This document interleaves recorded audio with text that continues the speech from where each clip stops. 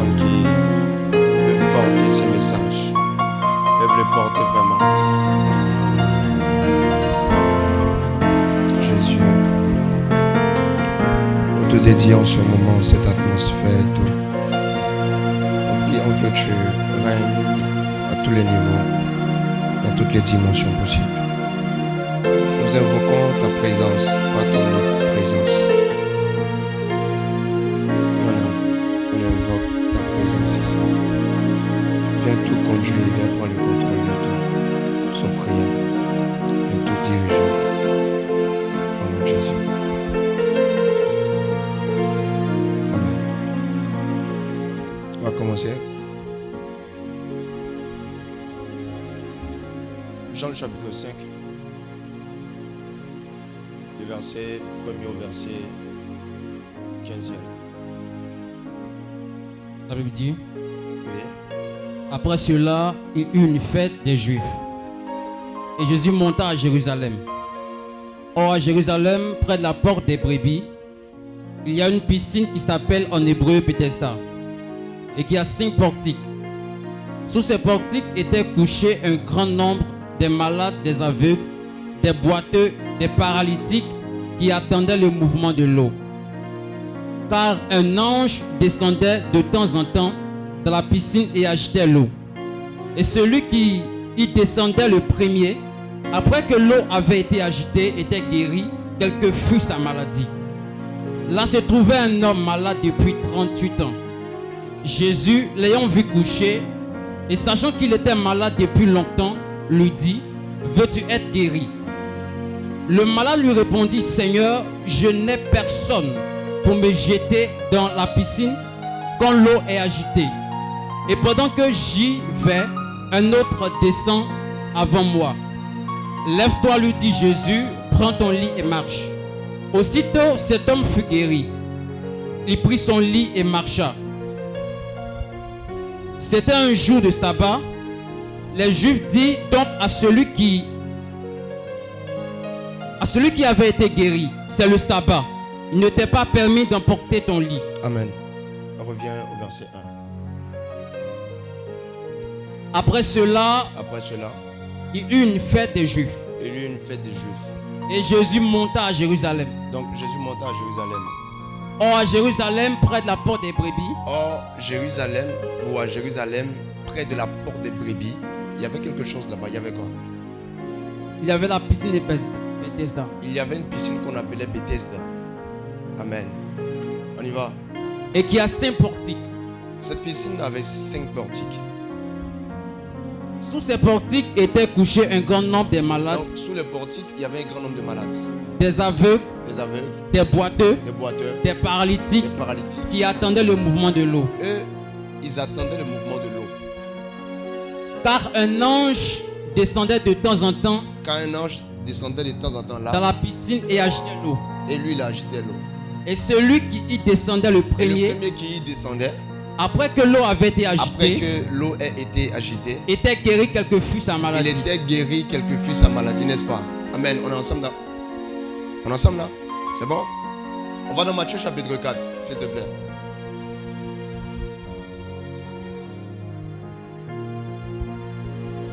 La Bible dit? Oui. Alors Jésus fut emmené par l'Esprit dans le désert. Alors Jésus est emmené par l'Esprit dans le désert. Pour être tenté par le diable.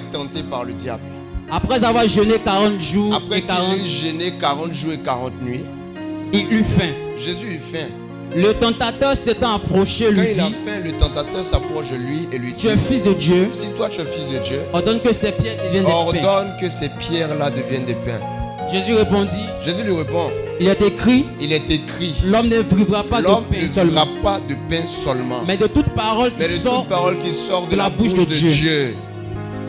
Le diable transporte encore Jésus dans la ville sainte. Il le transporte cette fois-ci dans la ville sainte. Le plaçant sur le haut du temple. C'est-à-dire à Jérusalem, et il place Jésus sur le haut du temple. Et lui dit, et il dit à Jésus, si tu es fils de Dieu, jette-toi en bas. Car il est écrit, il donnera des ordres à ses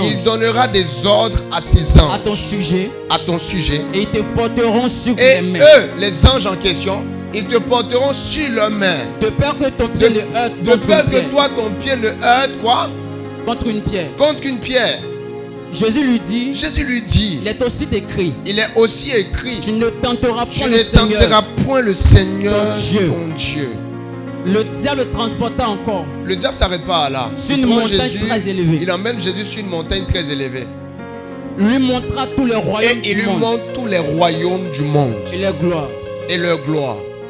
Et lui dit, Et il dit à Jésus, je te donnerai toutes ces choses je te donnerai toutes ces si tu choses. te prosternes et m'adores. Si toi tu te prosternes et tu m'adores. Jésus lui dit, Jésus lui dit, écoute, retire-toi Satan, retire-toi Satan, retire-toi de moi. car il est écrit, Voici la raison. Il est écrit tu quoi? adoreras le Seigneur Tu ton Dieu adoreras le Seigneur ton Dieu et tu le serviras lui et seul. tu le serviras lui seul. Alors le diable le laissa Alors le diable le et laissa. voici des anges Et vinrent auprès voici de des Jésus anges qui viennent auprès de Jésus et le servaient. pour le servir. Amen. Est-ce que quelqu'un a compris ça? Amen. Ce soir ou cet après-midi, je vais pas vraiment prêcher, sincèrement. Je vais prophétiser. C'est-à-dire, je vais annoncer un message à toute la génération. Je vais vous expliquer des choses. Je vais vous parler de certaines choses qui sont très importantes, que beaucoup de personnes méprisent et ignorent. C'est pour cela que j'ai voulu qu'avant de commencer, tu puisses être là où il faut. Parce qu'il y a des choses que tu ne peux pas porter quand tu n'es pas là où il faut. Je crois vraiment en mon esprit qu'une des choses qui fait que beaucoup d'enfants de Dieu n'arrivent pas à porter la dimension de gloire que Dieu leur donne, c'est que leurs dos ne sont pas assez préparés. On ne peut pas porter quelque chose de spirituel dans la chair. Je vous dis, le ministère de Jean-Baptiste est très important. Parce que si Jean-Baptiste n'emmène pas les gens à la repentance, Jésus ne pourra pas faire ce qu'il faut. Vous savez, souvent, beaucoup de personnes ne comprenant pas les lois spirituelles et ne comprenant pas la manière de faire de Dieu, quand ils viennent aux prières, quand ils viennent au programme, dans leur esprit, le programme commence quand l'orateur monte. Donc quand le dirigeant est en train de diriger, la plupart sont distraits. Ils sont en train de s'économiser. C'est la raison pour laquelle quand le message maintenant commence, tu n'arrives pas à comprendre. Parce que la préparation est faite en fonction de ce qui arrive après. Donc la raison qui fait que souvent ta vie n'avance pas, c'est que pendant les directions, tu t'amuses. Quand on dit on doit prier, toi tu préfères là te jouer au choco ou te jouer à la personne qui est très mature dans l'esprit. Partez demander aux personnes les plus matures. Et vous verrez que ces personnes-là comprennent le mouvement de l'esprit, même dans les plus petits lieux. La Bible dit que là où 2 ou 3 sont assemblés en mon nom, moi je suis présent. Mais ici aujourd'hui on est plus que 2 ou 3. Donc tu t'imagines la dimension de la présence de Dieu. Apprenez à vous préparer avant que Jésus ne vienne. Parce que Jean-Baptiste doit préparer Israël avant que Jésus ne vienne. Ne blaguez pas avec ça. Sinon vos esprits vont être comme des passoires. Quand la parole de Dieu qui est aussi l'eau de vie va venir, vous n'allez pas comprendre. Et vous n'allez pas être transformé. Parce qu'aux prières, vous blaguez. Pendant que je suis en train de parler, tu peux prier. Tu peux même dire à Dieu, Seigneur, permets-moi de comprendre. Permets-moi de savoir. Aujourd'hui, pendant qu'on était dans le véhicule et qu'on venait tout en retard et tout pressé, on m'a annoncé qu'il y a quelqu'un qui est décédé. C'est une sorte d'influenceur là qui est décédé. Et quand on était dans le véhicule, Dieu m'a rappelé. Il m'a dit, je t'avais dit que j'allais changer la toile. Et j'avais donné une prophétie ici. Je vous avais dit, entre décès et arrestation, beaucoup se repentiront. Vous vous rappelez de ça? On n'est pas dans une saison quelconque. Il y a beaucoup de personnes qui sont en train de se disqualifier à cause de la pression atmosphérique, ne comprenant pas. Ne blaguez pas avec ces choses-là. La préparation est cruciale. Et le Seigneur est en train de préparer la nation pour de plus grandes choses. Si vos yeux pouvaient voir, mais comme vous ne voyez pas, c'est ça. Je prie au nom de Jésus que tout ce que le diable est en train de vouloir emmener dans ton esprit pour te disqualifier soit nul et sans effet au nom de Jésus. Ma prière est que cette saison, tu ne sois pas à côté de ce que Dieu est en train de faire au nom de Jésus. Ma prière est que ton réseau ne soit pas instable, mais que ton réseau soit complètement stable, connecté à la personne, à la présence du Saint-Esprit. Ma prière est que tu sois en éveil spirituel. Et comme ces vierges-là, tu es ta lampe toujours contenant de l'huile. Écoutez, quand c'est l'heure où l'époux doit venir, beaucoup d'hommes, c'est une loi. Mais c'est ton huile, c'est l'huile que tu as mis en réserve qui fait la différence. Beaucoup de personnes ont besoin d'huile. Amen. Je prie que là où tu es assis, l'huile soit répandue sur toi. Au nom puissant de Jésus. Et pendant que l'huile est en train d'être répandue sur toi, ma prière est que ta mentalité soit prête à recevoir cette parole que je viens de te donner ce soir. Que le Seigneur prépare ton cœur, ton âme, ton esprit. Que le Seigneur prépare même ton corps à supporter cette dimension de gloire qui arrive. Au nom puissant de Jésus. Lorsqu'on lit ce texte de Bethesda, de Jean le chapitre 5, beaucoup de personnes se sont attardées sur quoi? Ces personnes se sont beaucoup attardées sur la guérison de l'homme de Bethesda. Parce que c'est un vrai signe de foi. Comme un homme qui patiente autant. Et Jésus vient récompenser sa foi. Vous savez, Dieu récompense nos foi. Et c'est une belle histoire pour pouvoir appuyer sur cette thématique. Le Dieu qui récompense la foi. Amen. Mais ce matin ou ce soir, je veux rester sur quelque chose d'autre. Et cette chose-là, c'est l'histoire même de la piscine de Bethesda. La Bible dit que c'était un lieu qui était reconnu et qui était connu de tous. Et ce lieu-là, aux différents portiques, il y avait des personnes qui venaient s'entasser. Et ces personnes qui venaient s'entasser n'étaient pas n'importe quelle personne. C'était des personnes qui étaient malades. Et je me suis demandé, mais comment est-ce qu'un lieu peut autant attirer l'attention des gens? Comment expliquer que dans ce même pays qui était Israël à l'époque, la Bible nous dit qu'il y avait une femme qui perdait du sang depuis 12 ans. Elle était partie voir les médecins, ça n'avait pas marché. Mais comment se fait-il qu'un pays où il y a beaucoup de médecins, où il y a des médecins qualifiés, des gens laissent les médecins et vont autour d'une piscine? Ils sont entassés. Ils sont là, ils attendent. Ils attendent tellement qu'il y a des gens, où il y a certains parmi eux, qui passent peut-être même la moitié de leur vie. Quand je parle de la moitié de leur vie, je parle bien sûr de l'homme de Bethesda. Cet homme a passé 38 ans au bord d'une piscine. Il ne pouvait pas marcher. Il pouvait rester à la maison. Vous imaginez un peu? Tout le temps qu'il a passé, peut-être même qu'il ne mangeait pas bien. Tout le temps qu'il a passé, peut-être qu'il n'était pas dans un confort. Parce que si il ne pouvait pas se lever pour rentrer dans l'eau, ça veut dire que quand il pleuvait, il ne pouvait pas même se déplacer. La pluie le chicotait, mais il patientait. Il est resté dans un lieu durant 38 ans. Il a passé 38 ans quelque part. 38 ans. 38 années. Je n'ai même pas dit 38 jours. Je n'ai même pas dit 38 mois. Il a passé 38 années. Où ça? Au bord d'une piscine. Et je me suis demandé, mais pourquoi est-ce que des personnes passent autant de temps ou peuvent passer autant de temps à côté d'une piscine? La raison est simple.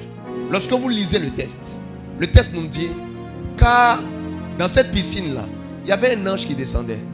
Et quand l'ange descendait, l'ange venait remuer les eaux. Et le premier qui s'y jetait, immédiatement il était guéri. Donc ils étaient là pourquoi?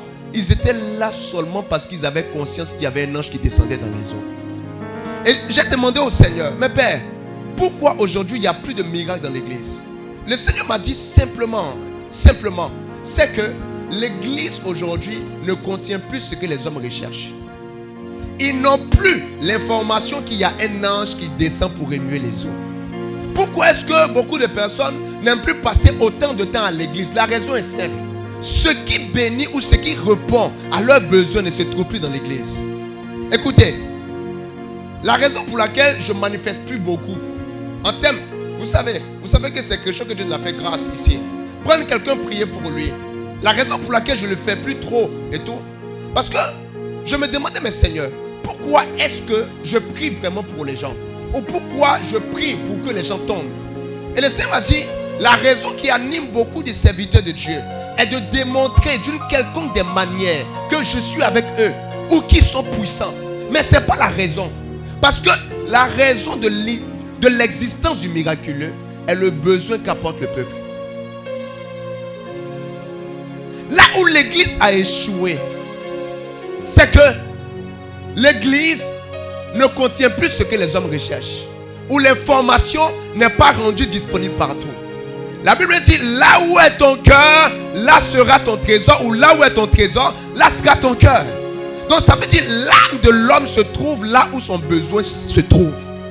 Les hommes peuvent encore passer des jours à l'église s'ils arrivent à trouver dans l'église la raison pour laquelle ils doivent passer autant de temps dans l'église. Et là où Satan aussi travaille, afin que nous, on se perde, c'est qu'il déplace nos trésors. C'est simple. Je disais ici, à l'enseignement passé, est-ce que vous savez qu'à chaque fois que vous venez à l'église et vous vous sentez mieux ailleurs qu'à l'église, vous dites à Dieu que Seigneur, je préfère ailleurs à ta présence. Et c'est une raison de frustration. Les gens ont passé, ils venaient de partout du pays. Ils restaient autour de Bethesda. La raison était simple. Il y avait un ange qui descendait dans la piscine. Ils venaient là parce qu'ils savaient. Ils avaient conscience. Ils restaient là.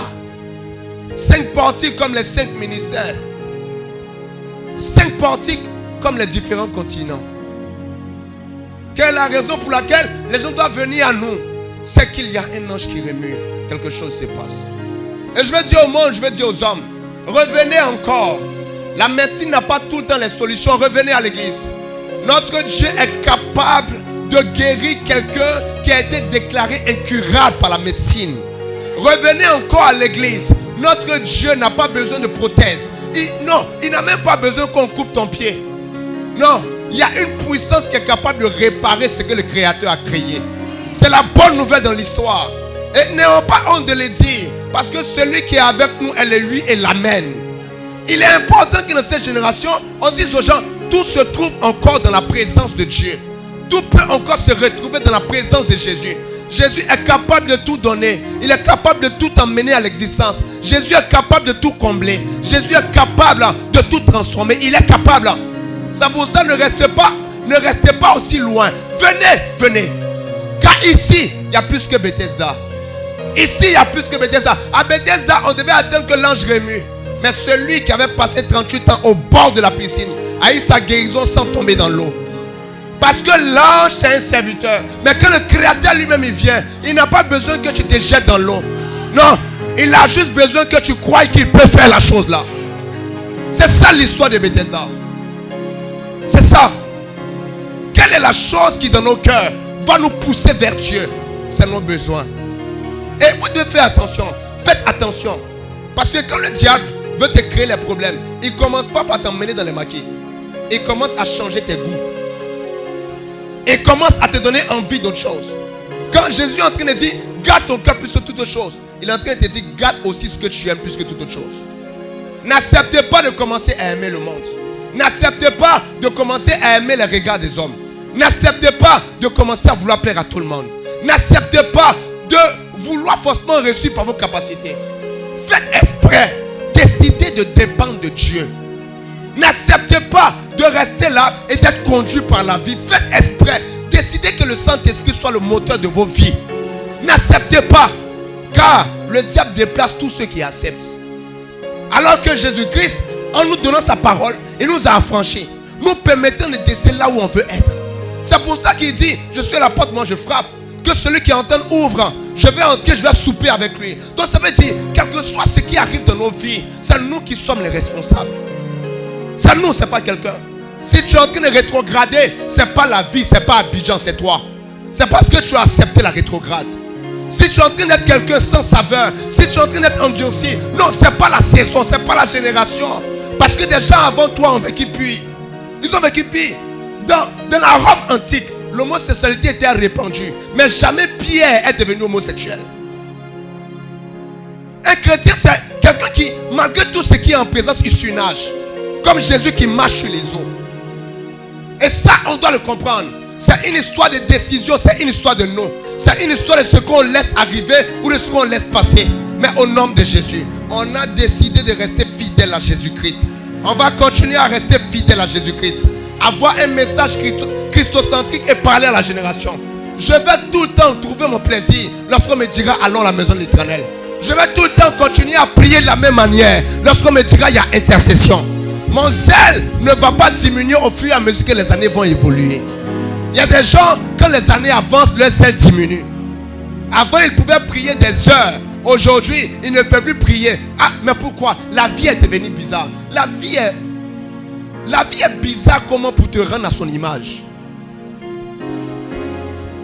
Ils sont venus à Bethesda. Il a fait 38 ans. Parce que ce qu'il recherchait était là. Et l'église, on doit comprendre ça. Vous devez comprendre. On doit savoir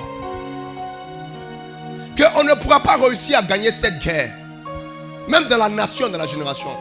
Si on ne comprend pas qu'on doit avoir quelque chose qui attire les hommes.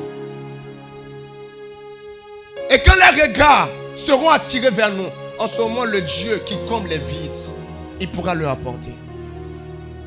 Quelle que soit la puissance de Dieu, il ne peut pas remplir un vase qui est déjà rempli. Il dit, on ne met pas un vin nouveau dans de vieilles outres. On ne peut pas. Ramenez ça à l'église. Ramène ta soif à l'église. Ramène encore. Arrête de compter sur l'oncle. Arrête de compter sur le salaire. Arrête. Compte sur Dieu. Arrête de compter. Écoute. Il y a des gens, Dieu va décompter certaines personnes de vous. Parce que vous avez commencé à plus attendre de ces personnes que de Dieu. Et c'est ça notre problème. Là où est l'esprit, là est la liberté. Est-ce que je parle à une assemblée qui comprend ce soir? Je vais parler aujourd'hui de reconnexion avec l'esprit d'adoration. Et il était crucial que je parle d'abord de Bethesda. D'expliquer pourquoi est-ce que les gens venaient là autant. Il y avait un ange qui remuait les eaux. Et ici, il y a un ange qui remue les eaux. Vous voyez, je vais encore dire quelque chose de très intéressant. C'est que ce qui est bizarre, c'est que c'est pas parce que l'ange remuait les eaux que les gens étaient guéris.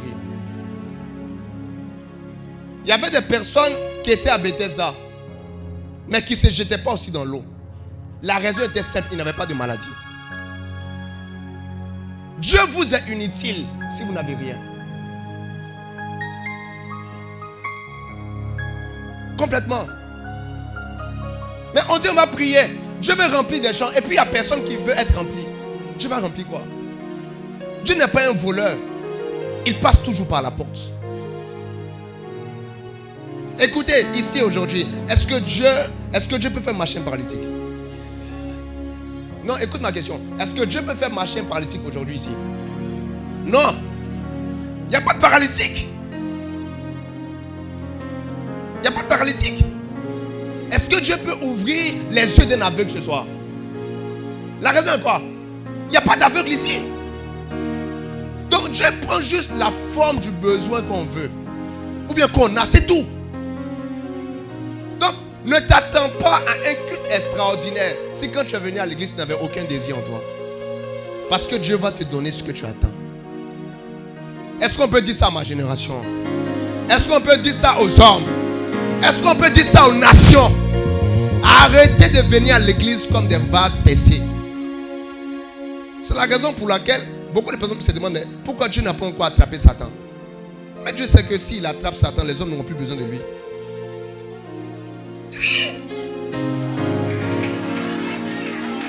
C'est la vérité.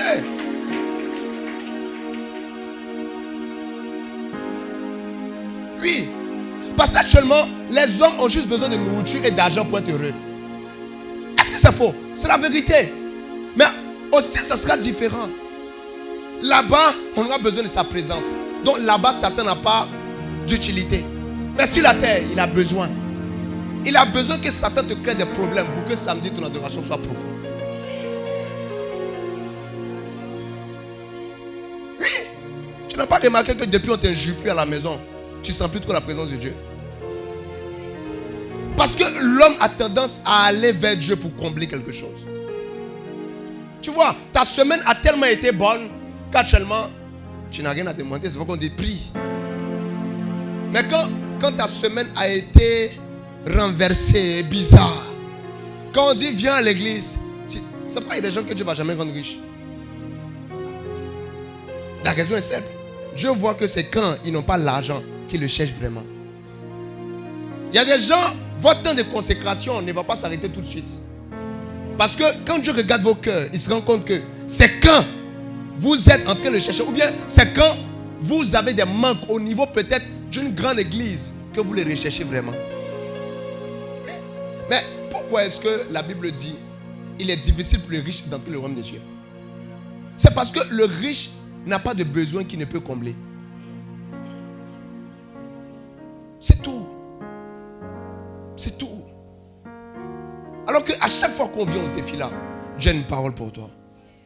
Si tu n'as pas une maladie qui peut guérir, ou bien si tu n'as pas une maladie qui va guérir, mais tu as une ignorance qui peut éclairer. Quand tu viens au défi là, moi je ne me prépare pas pour ton présent, je t'enseigne pour ton futur. Je t'enseigne pour que demain tu sois la référence que tu dois être.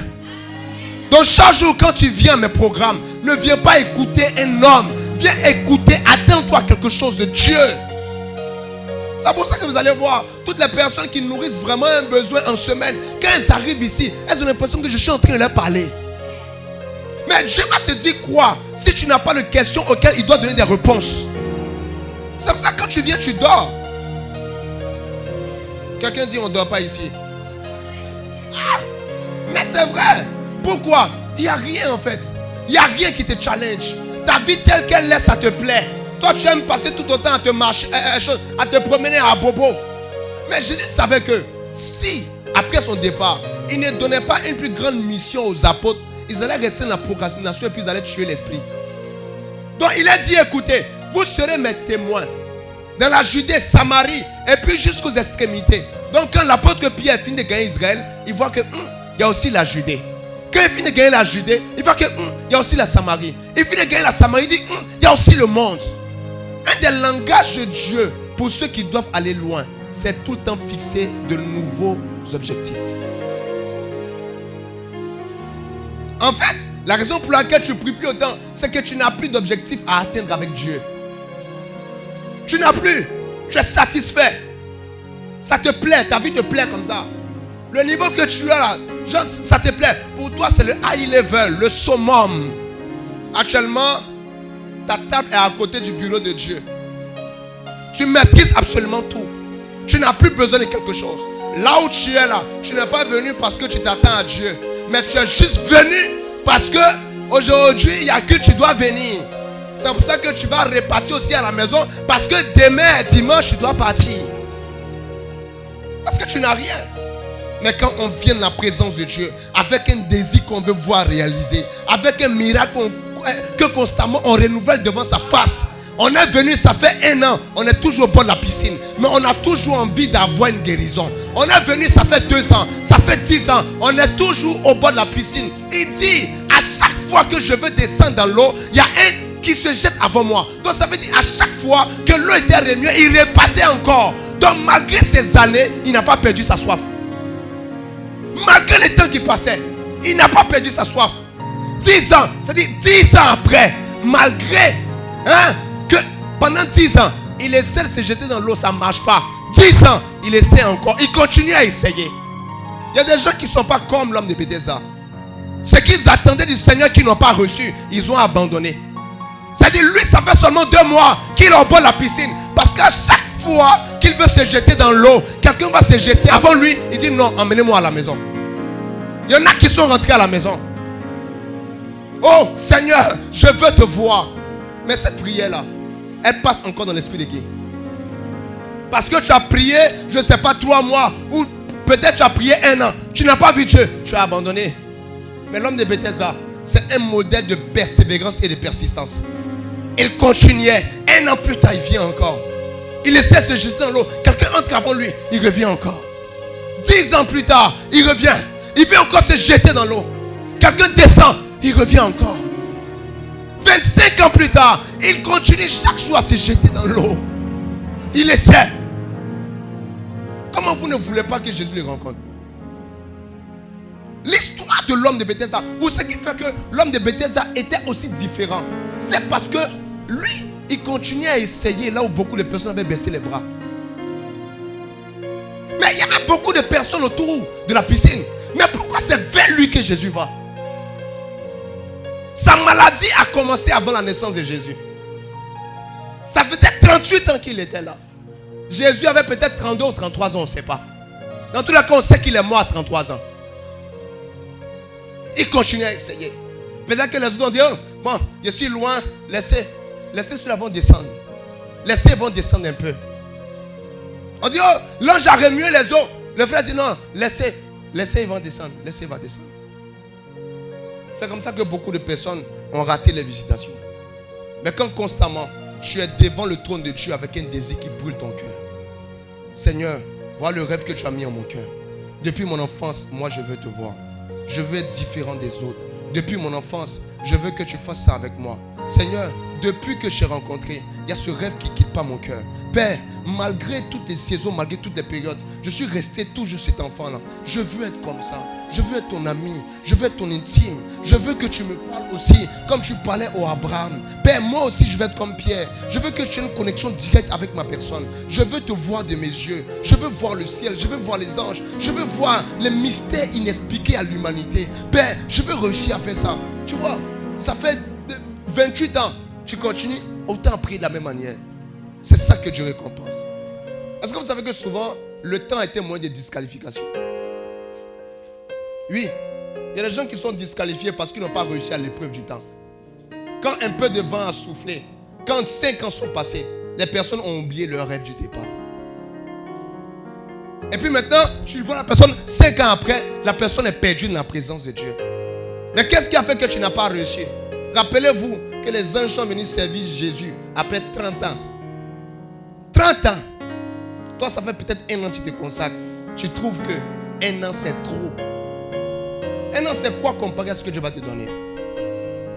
Je veux dire à des gens de la race de Jésus, à des gens de la race de Moïse, la longueur de ta préparation indique la grandeur de ton impact. N'oubliez jamais ça. Et l'église doit comprendre. C'est pour ça qu'on continue autant à prêcher.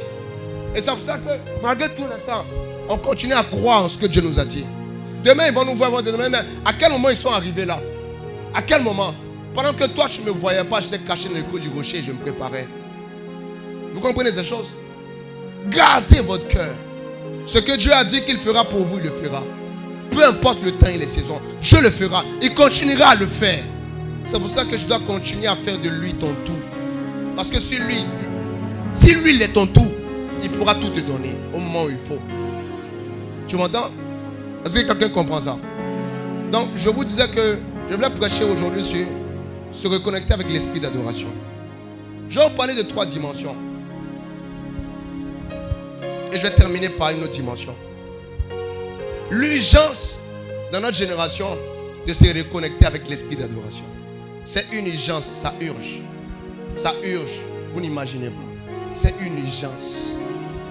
Le ciel même nous regarde.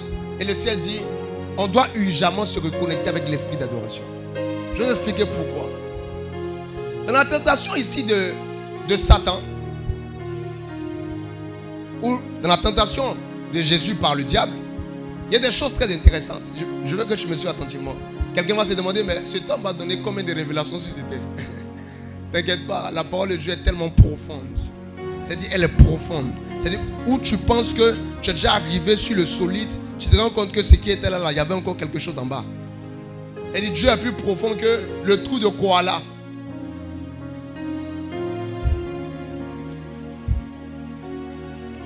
Ils n'ont pas compris ce que j'ai dit. Koala, c'est quoi?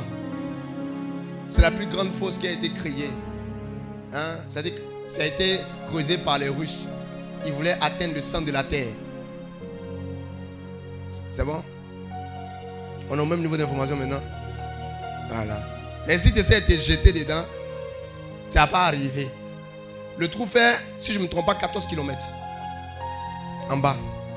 Donc si tu essaies de te jeter dedans, ça ne sera pas simple pour toi. Amen. Et par rapport même à ce trou-là, on dit que les gens ont arrêté de creuser parce que dans les profondeurs, ils entendaient les cris des âmes. C'est-à-dire qu'ils sont partis avec des engins là-bas. Mais au fur et à mesure qu'ils avançaient et que la température augmentait, et ils entendaient des voix, des personnes crier à l'aide. Il y a même des enregistrements qu'on vidé. Oui. C'est la raison pour laquelle même la science ne peut pas nier l'existence de l'enfer. C'est une histoire vraie. Tapez sur les réseaux, vous allez regarder. Tu vois, mon peuple, il faut des connaissances parce que vous ne cherchez pas à connaître. Vous n'avez pas besoin de connaître. Si vous êtes connecté sur WhatsApp, vous avez vu les statuts du jour, ça vous suffit. C'est-à-dire, vos informations, vous les tirez des statuts des autres. Mais comment ta vie ne va pas être entourée de beaucoup d'émotions qui vont te conduire à la dépression? Si tous les statuts que tu regardes, c'est oh, la vie n'est pas facile. Oh. Faites souvent comme moi. Moi, souvent, je m'assois et puis je fais un rangement de mes contacts. Je supprime des numéros. Quand je lis une fois tes statuts, je vois que je suis un peu trop bête, je te mets sous silence. Il ne faudrait pas que tu me contamines. Parce que si tu marches avec 5 idiots, tu seras le 6e. C'est vrai. Si tu marches avec 5 drogués, tu seras le 6e. Si tu marches avec 5 voleurs, tu seras le 6e. Si tu marches avec, je sais pas, 5 quoi? Voilà. Si tu marches avec 5 hommes de Dieu, tu seras le 6e.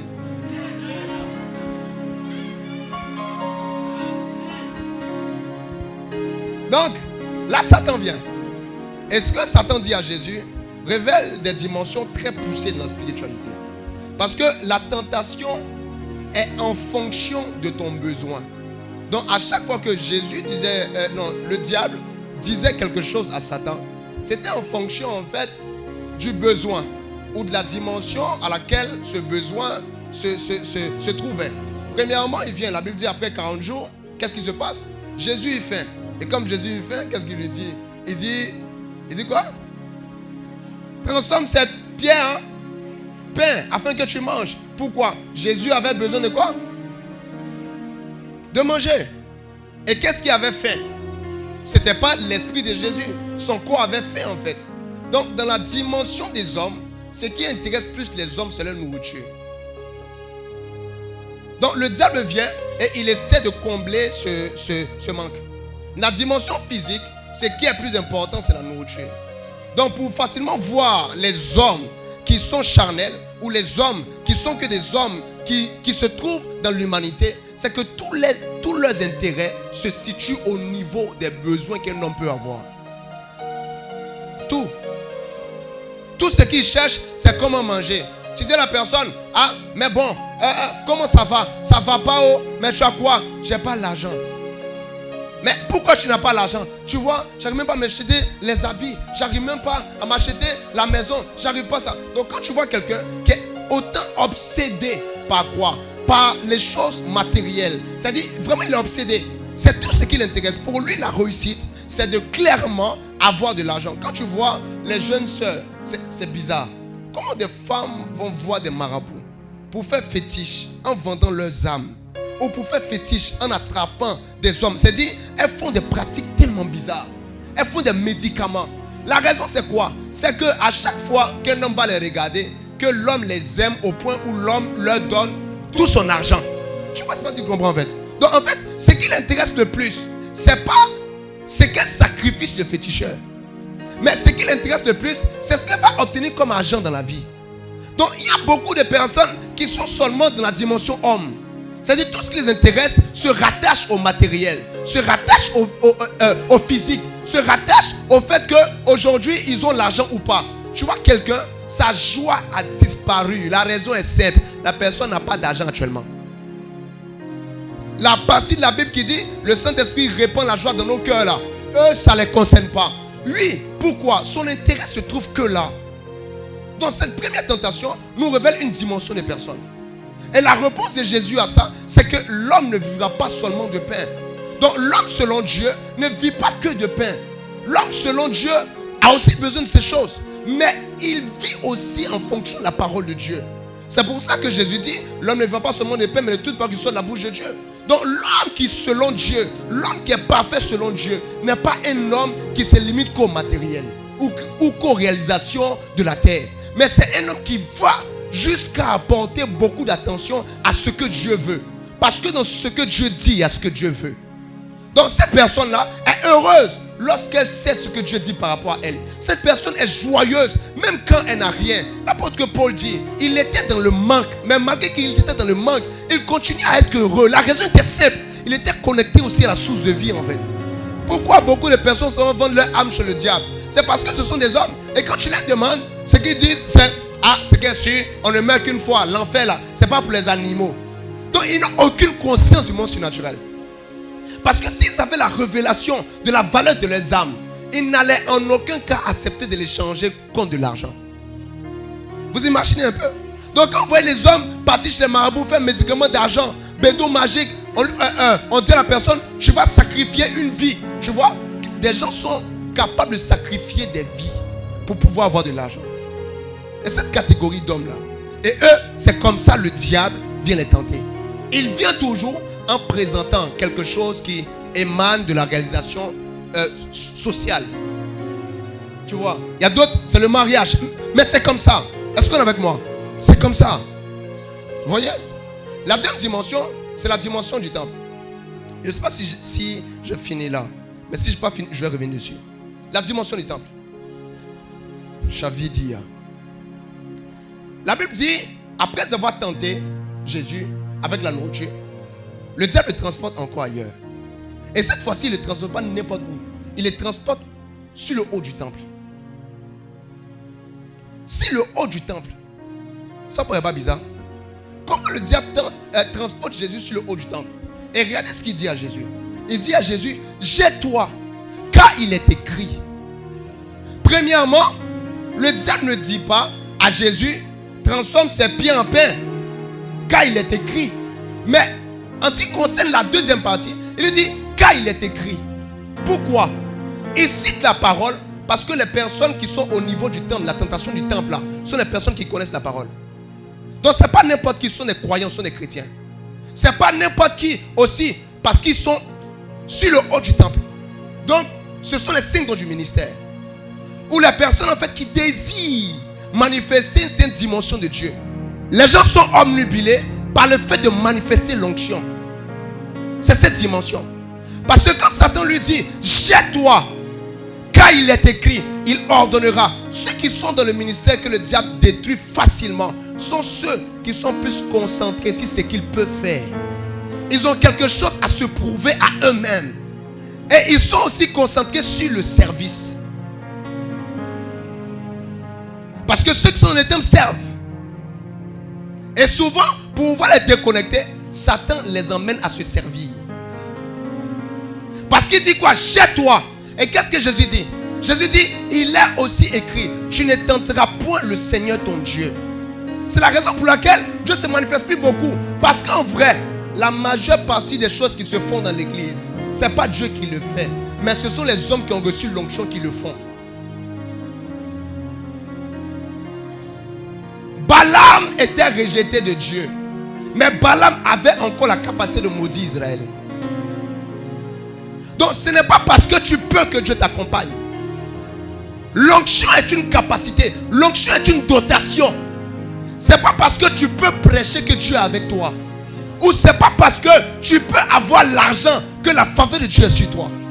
Parce que Jésus a dit, écoute, tu ne tenteras point le Seigneur ton Dieu. Donc ça veut dire quoi? À chaque fois que tu fais quelque chose que parce que tu peux le faire, sans le faire parce que Dieu te donne de le faire, tu es en train de tenter le Seigneur. C'est pour ça que l'église aujourd'hui est conduite par les hommes de Dieu, mais plus par l'Esprit de Dieu. Le don peut fonctionner sans la présence de l'Esprit. Parce que quelqu'un peut ouvrir son cadeau, même quand c'est toi qui lui as donné en ton absence. Ce n'est pas parce que tu as acheté un vélo pour quelqu'un que la personne a besoin que tu sois obligatoirement là pour rouler le vélo. C'est comme ça le don spirituel. C'est pour ça que la manifestation du don spirituel n'est pas synonyme de la présence effective de Dieu quelque part. Dieu est là où sa parole se trouve. Dieu est là où sa parole est respectée. Dieu est là où sa parole est maître. Où sa parole est maîtresse. Dieu est là à la croix. Parce qu'à la croix, Jésus peut tuer tout le monde. Mais il refuse de le faire. Je dis tous les jours aux gens, la vraie force, les vrais ouins ne s'arrêtent pas de faire, pas parce qu'ils ne peuvent pas faire.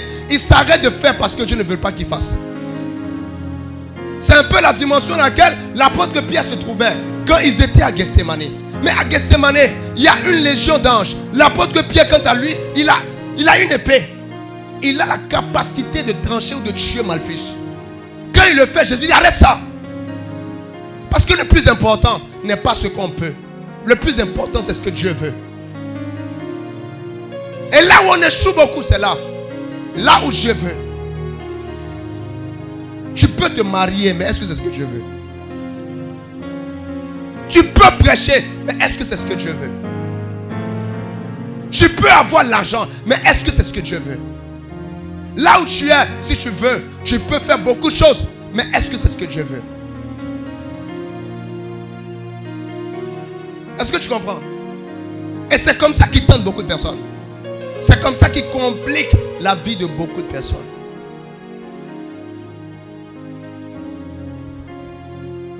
Est-ce que quelqu'un m'entend? C'est là que les hommes de Dieu, beaucoup se trouvent. Ce que Dieu veut, ça ne les intéresse plus. C'est ce qu'ils peuvent. Oh bon, d'accord. Comme on est une grande église actuellement, on va faire une veillée. Oh, la veille là, c'est Dieu qui t'a dit de faire. Je me suis rendu compte que servir Dieu, c'est pas faire. Servir Dieu, c'est pas mener un ensemble d'actions. Servir Dieu, c'est laisser Dieu se servir de nous. La dimension où on est des vrais serviteurs de Dieu, c'est lorsque Dieu se sert de nous. Il nous emmène là où il veut. On n'a rien à dire là-dedans. Et cette dimension-là, à laquelle Satan avait emmené Jésus. Mais il était sur le haut du temple. Le haut. Peut-être c'était le plus grand bishop. Il dit, jette-toi. Parce que oui, il est écrit, les anges vont te protéger. Jésus dit non. Non. C'est pas possible. Tu ne tenteras point le Seigneur ton Dieu. Quelle était la dernière fois qu'on avait tenté le Seigneur? La troisième dimension dans laquelle il amène Jésus, c'est la dimension de la montagne. Mais il arrive là-bas et puis il dit à Jésus, prosterne-toi et adore-moi. Jésus dit, non.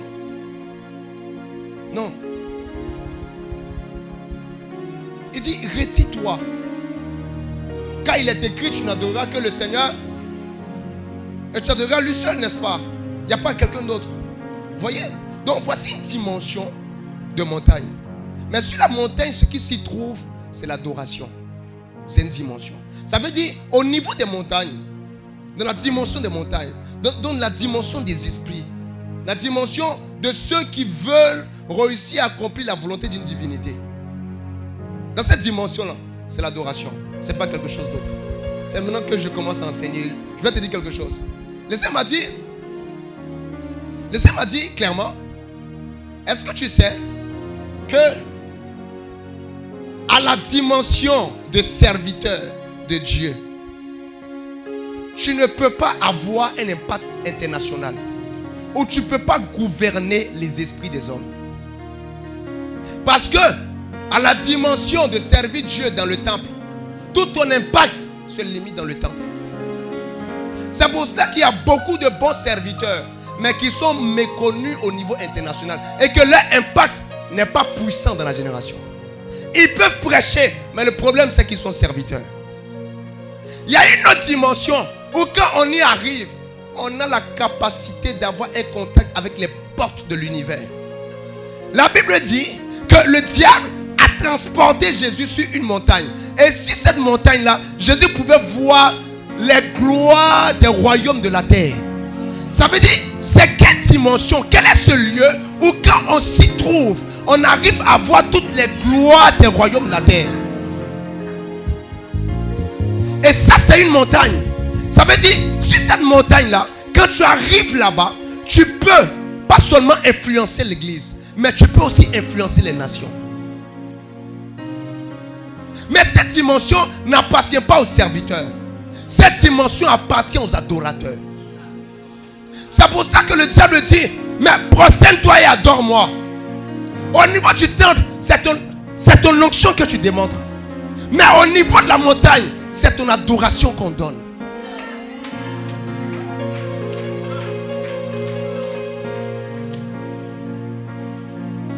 Mais c'est ça encore qui est bizarre. Parce que Jésus n'a pas dit, prêchez ma parole à Jérusalem. Donc la dimension à laquelle les apôtres sont montés, c'était la dimension de l'adoration. Regardez bien, Jésus a passé 33 ans où il est resté en Israël. Jésus a passé tout son ministère où ça? En Israël. Durant les 3 ans et demi.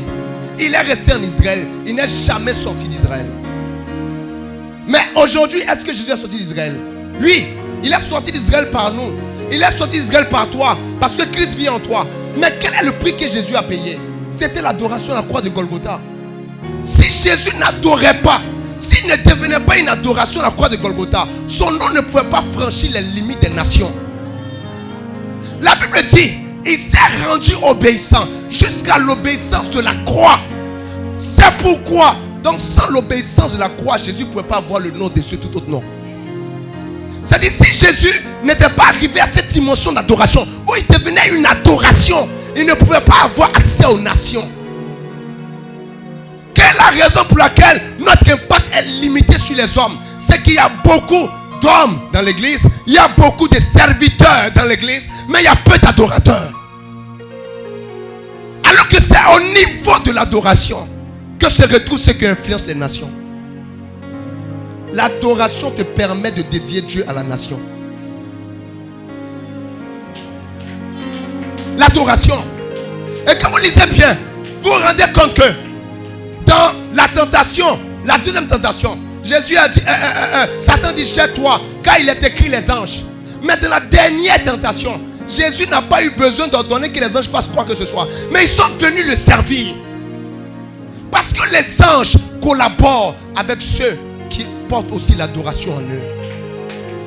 Je vais te dire quelque chose. La plus haute dimension dans le ciel, c'est autour du trône.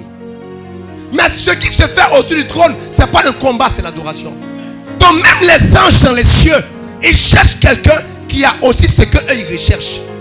Et ce qu'eux ils recherchent, c'est de pouvoir être près du grand roi et l'adorer. Mais à chaque fois que nous devenons adorateurs, nous ne faisons pas que avoir des postures ou se prosterner pour adorer. Mais on porte aussi en nous. On porte en nous qui? On porte en nous celui que les anges veulent voir. Donc les anges viennent autour de Jésus. Ils veulent regarder ce qui est en lui. Parce que Jésus arrive à la dimension où il ne faut pas qu'il porte. Il transporte aussi le Dieu. La Bible dit en lui était toute la plénitude de la divinité. Mais comment les anges ne peuvent pas venir le servir? La raison pour laquelle il y a peu d'anges dans l'église, c'est que peu de personnes dans l'église sont arrivées à la dimension de l'adoration. Ils sont peu à y être arrivés. Dans l'adoration, le plus important, c'est pas notre nourriture. Dans l'adoration, le plus important, ce ne sont pas nos besoins, ce n'est pas notre impact. Parce qu'au niveau du service, c'est ça l'impact qui les préoccupait. Mon impact, mon église, mon impact, mon église, mon mouvement, mon ministère. Mais au niveau de l'adoration, ce qui importait plus à Jésus, c'était que c'était Dieu seul qui devait être adoré. Lui seul. Lui seul. Il y a des onctions que vous ne recevrez jamais. Ce qui vous intéresse le plus, c'est votre impact. Ça ne marche pas. C'est pas possible. Cette dimension mystique qu'on a perdue dans notre génération, c'est l'adoration. Il y a peu d'adorateurs. Il y a beaucoup qui chantent, il y a peu qui adorent. Il y a beaucoup qui prient, il y a peu qui adorent. Parce que l'adoration, ce n'est pas un moment. L'adoration, c'est une vie. La première fois qu'on voit le mot adorer dans la Bible, c'est Genèse 22. La deuxième fois qu'on voit le mot adorer dans la Bible, c'est Matthieu 2:2. Matthieu 2, le verset 2. Et bizarrement, cette fois-ci, c'est pas Abraham qui dit. C'est pas Abraham qui dit, moi et le jeune homme, on va adorer. Mais ce sont les rois mages. Des sorciers. Des sorciers qui voient tellement l'étoile de Jésus où ils viennent adorer. Les premières personnes qui ont adoré Dieu sur la terre des hommes, ce n'étaient pas des chrétiens, c'était des sorciers. Même les sectes, les francs-maçons viennent recruter des gens de nos églises dans les universités. C'est parce qu'eux, ils arrivent facilement à voir leurs capacités que nous, on ne voit pas. L'église est plus concentrée sur les critiques que de reconnaître le don qu'on a. Quand on voit quelqu'un qui a peut-être notre âge, ou bien qui est moins âgé que nous, faire la chose qu'on voulait faire il y a longtemps, mais qu'on ne peut pas, on commence à critiquer. Oh non, il dit quoi? Ce qu'il dit là, c'est quoi? Les rois mages étaient des vieillards. Jésus était bébé. Ils l'ont adoré. Attends d'expliquer. Ils sont venus là où Jésus était par la magie astrale. Parce qu'ils voyaient les étoiles. Est-ce que c'est faux? C'est grâce à l'étoile qu'ils sont arrivés. Dans la magie astrale. Mais ils sont repartis de là où Jésus était avec une connexion divine. Parce que cette fois-là, un ange était révélé à eux. C'est-à-dire, l'adoration te connecte à la divinité. Tu ne peux pas comprendre.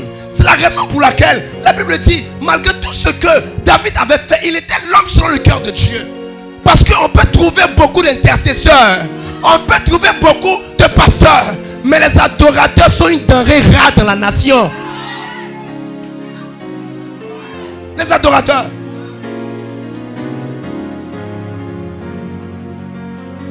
Une montagne où toute la gloire de la terre et des hommes se trouve.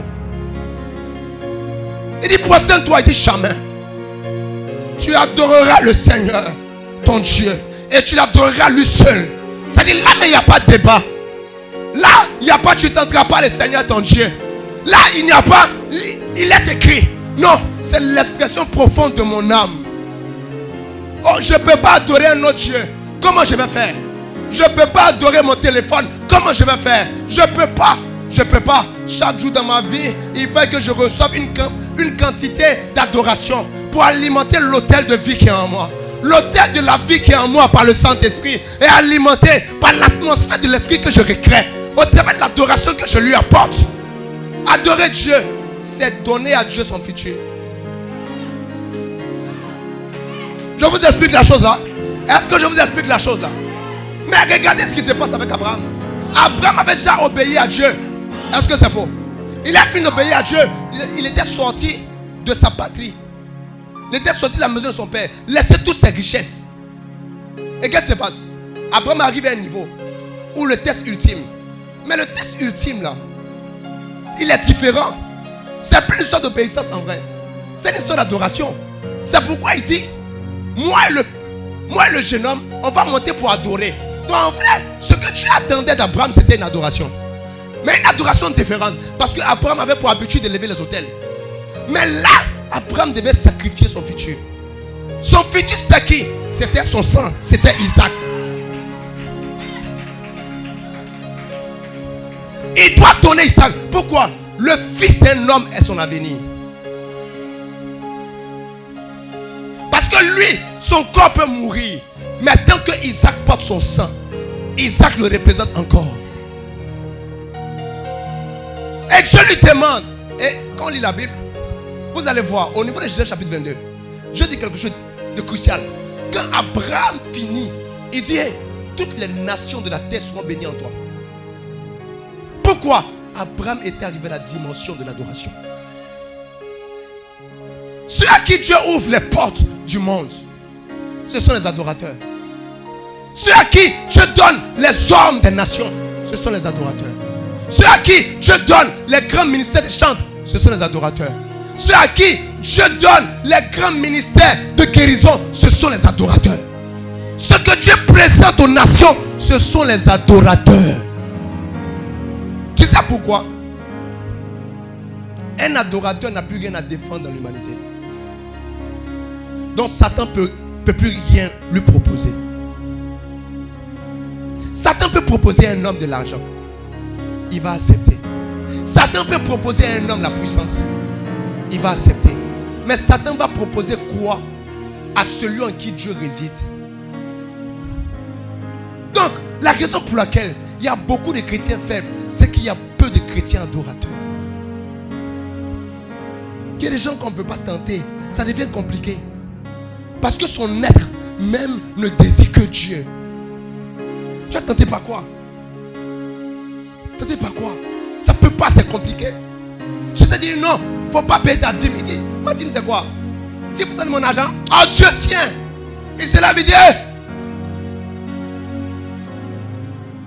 Qu'est-ce que je dois donner à Dieu? Ouvrez ma maison, tenez. On dit, partez vendre votre terrain, envoyez l'argent dans l'église. C'était bizarre, non? Chacun se lève, il s'envoie, il vend. C'est dit, il ne se demande pas, mais qu'est-ce que Pierre va faire avec l'argent? Parce qu'en voyant Pierre, il ne voyait pas Pierre. En voyant Pierre, il voit le représentant de Jésus. Il voit le Dieu. Il vient donner. Mais tu vas le tenter par quoi? Par quoi? Avec quoi tu vas le tenter? Est-ce qu'on peut encore tuer un mort? C'est cette dimension à laquelle Job était arrivé. On lui arrache même ses enfants. On dit maudit Dieu, dit jamais. Si ce qui lui était le plus cher était ses enfants, il allait maudire Dieu. Mais ce qui l'intéressait le plus, c'était le canal d'adoration qu'il était. Et après j'ai compris, parce que quand tu fais les recherches, tu te rends compte que Job était le cousin d'Abraham. Ce que la nation doit comprendre, c'est qu'on doit ramener l'âge de l'adoration. On doit ramener ça. Je le dis tout le temps. On doit tout faire tourner autour de Jésus.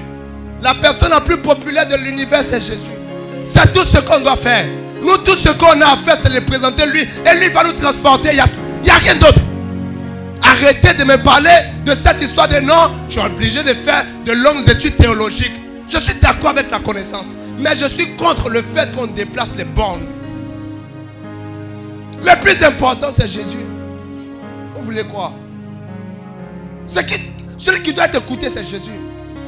Celui qu'on doit adorer, c'est Jésus. On doit tellement parler de Jésus au point que les gens n'arrivent pas à dormir sans lui. On doit transformer des gens. Ils doivent être amoureux de Jésus. On doit le commencer. On doit le glorifier lui. S'ils ne veulent pas accepter, qu'ils n'acceptent pas. Mais nous, tout ce qu'on fait, c'est qu'on est programmé pour adorer. On n'a pas besoin de plaire à quelqu'un. On n'a pas besoin de vous plaire. On n'a pas besoin de vous agréer ça. Oh non, c'est bon, c'est pas bon, c'est pas notre problème. Tout ce qu'on sait, c'est est-ce qu'on présente Jésus? Est-ce qu'on montre Jésus? Tu vois, Christ est ma joie. Christ est mon gain. Christ est mon plaisir. Christ est tout ce que je recherche. Christ en moi. Mais c'est l'espérance de la gloire. Qu'est-ce qui peut m'attrister si Jésus est en moi? Qu'est-ce qui peut m'attrister si celui qui peut tout créer vit en moi? Qu'est-ce qui peut m'attrister? Ça n'a rien à voir avec la prédication. Ça a tout à voir avec l'expression profonde de notre identité. Je ne connais pas l'enfant qui n'aime pas faire la propagande de son père. C'est un enfant illégitime. C'est un déloyal. Nous, on aime notre père. C'est pourquoi on le présente. Et on continuera à le présenter encore et encore. Cette génération n'attend pas de bons prédicateurs. Cette nation n'attend pas les personnes qui font des miracles. Cette nation attend les adorateurs. Des personnes qui vont ramener l'obligation d'adorer Jésus dans la nation. Et c'est par ces personnes que Jésus va faire de grandes choses. Parce que le miraculeux, ce n'est rien d'autre que l'action de Dieu. Mais le vrai prix qu'il faut payer, c'est transporter l'arche en Israël. On doit ramener, c'est tout. Il n'y a rien d'autre. Un adorateur n'a pas d'autre souci que Dieu. Non, non, non. Il n'a rien d'autre que Dieu. Il n'a pas d'autre souci. Il se lève, sa vie c'est Jésus. Sa nourriture c'est Jésus. Son futur c'est Jésus. Sa maison c'est Jésus. Il n'y a rien d'autre. Est-ce que je suis connu? Ce n'est pas mon problème. Ce n'est pas mon problème. Est-ce que demain ça va aller? Ce n'est pas mon problème. Ça ne m'intéresse pas. Tant qu'il est avec moi, tout est possible. Tout est possible. Et est-ce qu'on éduque les gens comme ça maintenant? Est-ce qu'on parle comme ça? Non. On est concentré sur des débats inutiles. Les gens parlent, on ne sait même pas ce qu'ils disent. Une bande d'idiots. On ne sait même pas. Ils sont déconcentrés. Ils ne sont même pas concentrés sur les choses qu'il faut. Et vous priez pour avoir le réveil. Vous l'aurez comment? Comment? C'est pas possible. On doit ramener ça. Même en Côte d'Ivoire. J'ai une vision. Dernièrement. Et la vision, c'est que je vois la nation. La Côte d'Ivoire. Quand je vois la Côte d'Ivoire, je vois un pays tout nouveau. Mais un pays tout nouveau, pas seulement dans quoi? Dans le mode de vie des Ivoiriens. Je vous ai dit, la toile sera renouvelée. Je vous ai prophétisé ça ici. C'est rien encore. La toile sera renouvelée. Elle sera renouvelée jusqu'aux extrémités. Ça sera profond. Dieu va s'assurer d'éliminer toutes les personnes qui ont une influence négative dans son plan. Parce que la Côte d'Ivoire est à Jésus. Et actuellement, Dieu est en train de réclamer son dû. Il a payé. Il y a des gens qui ont payé le prix. Dieu a déjà acheté la nation. Et bientôt, il va chasser les locataires. La nation est à lui. Le pays est à lui. Le pays est à l'Éternel. Cette nation est à Dieu. Des gens l'ont déjà vendu. Peu importe ce que vous allez faire, vous ne pourrez pas. Il est en train de réclamer. Et dans la nouvelle Côte d'Ivoire que je voyais des gens quitter en Europe et venir faire des retraites de prière de la nation. L'aéroport de la Côte d'Ivoire était chargé de blancs et de personnes qui avaient l'impression d'être en Israël. C'est la manière dont les gens payent des billets pour aller en Israël, pour aller, je ne sais pas, voir des tombes. Ils venaient en Côte d'Ivoire seulement parce qu'on sentait un vent nouveau dans la nation. Je vous dis la vérité, je ne vous mens pas. Il y a quelque chose de nouveau qui arrive dans la nation. Je vous dis la vérité, je ne vous mens pas. Ce qui a commencé ne va pas s'arrêter. Cette nation étant à l'Éternel, Dieu va aussi s'assurer de la récupérer. Et pas à moitié, mais totalement. Les jours qui arrivent seront bénéfiques pour ceux qui ont Dieu en eux. Mais ça sera des jours de malheur et de tremblements pour ceux qui n'ont pas le Fils en eux. Je vous prophétise, je vous dis la vérité. C'est ce qui va arriver dans la nation. Ça va se passer comme ça. Vous n'allez pas croire. Ça va se faire en un instant. Mais Dieu va modifier. On n'entendra plus parler d'influenceurs bientôt. Je vous ai dit ça depuis. Vous allez voir. Dieu va tout changer ça. Il va enlever ça comme ça. Parce qu'actuellement, il est en train de préparer des personnes qui portent en eux une hache d'adoration. Il est en train de les préparer. Chaque jour, il les prépare. Chaque jour, le dégoût du monde s'installe encore plus. Chaque jour, le dégoût de la vie sur les hommes s'installe encore plus. Chaque jour, le dégoût même de servir Dieu de façon routinière est en train de s'installer encore plus dans nos cœurs. Il va balayer. On va nettoyer ça comme ça. Vous allez voir, tout sera nettoyé. Nettoyé complètement. Les gens vont venir chercher Dieu ici. Vous allez voir ce qui va se passer. Assez vous regardez. Vous verrez Côte d'Ivoire, vous verrez. Vous comprendrez bientôt à qui nous appartenons. Vous allez voir ce qui va se passer. Comment Dieu va renverser les choses. Vous allez voir. Ça va se faire. Ça se fait. Et c'est plus pour longtemps d'ailleurs. C'est pour cela que vous deviez être sage. Cette saison, donnez vraiment vos cœurs à Jésus. Ne vous amusez pas avec ça. Donnez vraiment vos cœurs à Jésus. Donnez vraiment vos cœurs. Que le sang de l'agneau soit vraiment sur vous. Ne vous amusez pas avec ces histoires. Ne blaguez pas avec ça. L'heure de la compromission est passée. L'heure de l'amusement est passée. L'heure du jeu est passée. Ils sont en train de venir. Il y a une autre catégorie d'anges qui est en train d'envahir la nation. Afin de préparer la guerre. Et cette catégorie est en train de réveiller aussi les héros. Et ce soir, je vous dis, levez-vous. Commencez à prêcher un message christocentrique. Parce que Jésus va glorifier son adoration parmi nous. Il va glorifier son adoration. Il va faire ça comme ça. Vous allez voir ici. Vous pensez qu'on blague? On ne blague pas. Et qui pourra nous arrêter? Qui pourra arrêter Dieu? Qui pourra le stopper? Si vous entendez ce message, c'est maintenant que vous devez accepter profondément le Seigneur. C'est maintenant.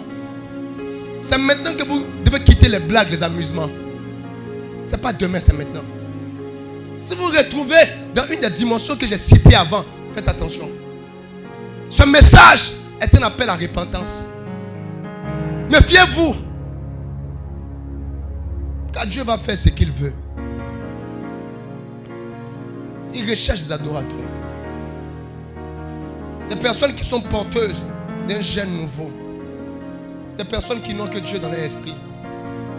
Oh, Dieu est là-bas, j'y vais. Oh, Dieu veut ça, je le fais. Oh, Dieu dit ça, je le fais. Oh, Dieu pense ça, je le fais. Oh, Dieu veut ça, je le fais. C'est tout. C'est tout ce qu'il attend de nous. Et vous allez voir comment est-ce qu'il va nous élever. Oui. Vous allez voir ici. Dieu va élever à tous les niveaux. Parce que tous ceux qui portent le Fils en eux, ils ont une seule gloire. C'est celle du Fils aîné. Dieu va élever des grands. Dans l'église, il y aura encore plus de milliardaires. Parce que l'or et l'argent lui appartiennent. Mais ils seront des milliardaires, mais des adorateurs milliardaires. Des adorateurs d'abord.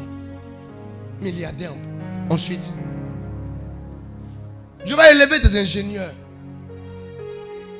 Il va même élever la nation. Parce qu'il aura pris le temps de purer.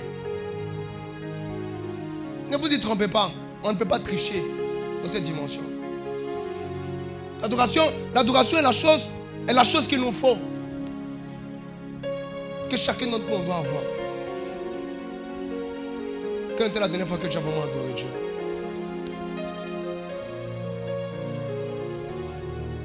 La vraie fois où tu as adoré Dieu. On parle de prière. J'aime beaucoup la prière parce que la prière, c'est le moment où tu peux exprimer ton mécontentement et beaucoup de choses. Mais je parle d'adoration. On n'adore pas parce que Dieu a fait.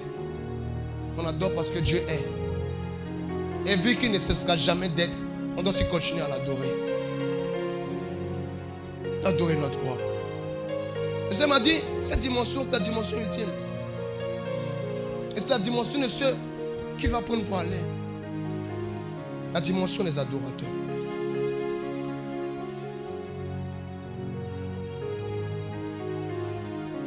La dimension des adorateurs.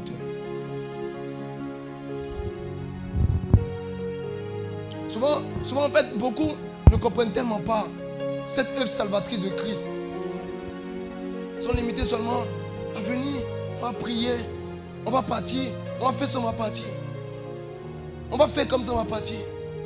On va venir seulement, on va prier ici, après, non. Les adorateurs comprennent Dieu différemment. C'est autre chose. Ce qui intéresse Dieu les intéresse. Ce qui intéresse Dieu est avant même ce qui les intéresse. Ils n'ont plus d'autres intérêts que Dieu. Ils sont omnubilés par Dieu. Ils réfléchissent comme ça. Et nous on dit, il est l'agneau de Dieu. Il est le fils de l'homme. L'admirable conseiller. Celui qui est puissant en force et en sagesse. Celui qui est tout élevé, il est tout grand. Personne ne peut réussir, personne ne pourra réussir à élever son étoile au-dessus de son étoile. Il a même fait exprès, il a laissé 2 millions pour que les gens essaient. Il est monté, il nous a laissé, mais ils n'ont pas pu y arriver. Parce qu'il a le nom au-dessus de tout autre nom. Tout ce qui peut s'appeler est en dessous de Jésus. Tout, sauf rien. Tout ce qui peut se nommer est en dessous de Jésus. Tout ce qui peut être créé est en dessous de Jésus. Il n'y a rien. N'essayez même pas de discuter. Il n'y a rien qui est au-dessus de Jésus. Aucune religion n'est au-dessus de lui. Aucune situation n'est au-dessus de lui. C'est notre Dieu, c'est notre lion. Et les choses qu'il nous donne, il nous les donne parce que nous démontrons que nous sommes des adorateurs. C'est tout. Je ne vais même pas continuer. Je ne vais pas continuer. Je ne vais même pas continuer.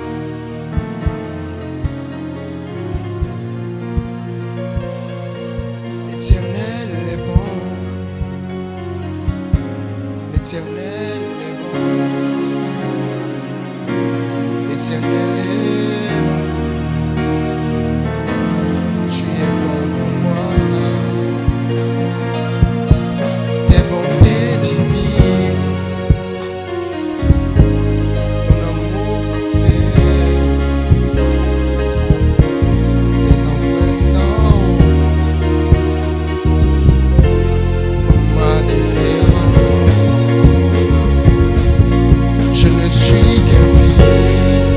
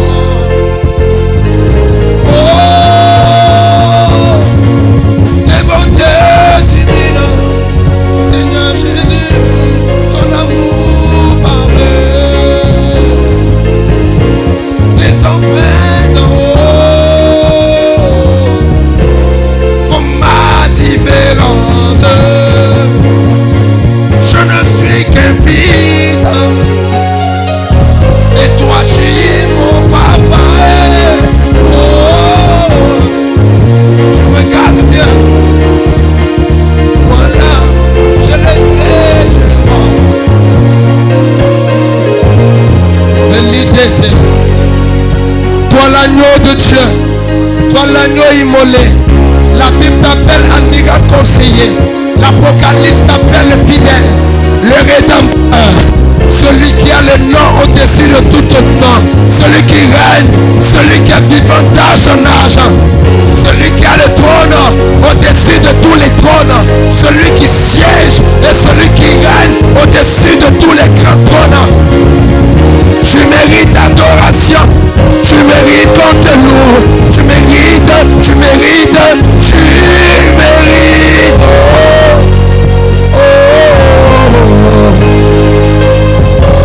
Tu mérites tout. Tu mérites tout. Tu mérites que je chante pour toi. Tu mérites. Tu mérites tout. Tu mérites la gloire. Seigneur Jésus, tu mérites l'honneur. Tu mérites l'honneur. Tu mérites la gloire. Nous voulons te célébrer. Nous voulons t'honorer. Nous voulons te dire que pour nous tu es celui qu'on attendait. Celui qui guérit les malades. Celui qui donne le salut. Celui qui touche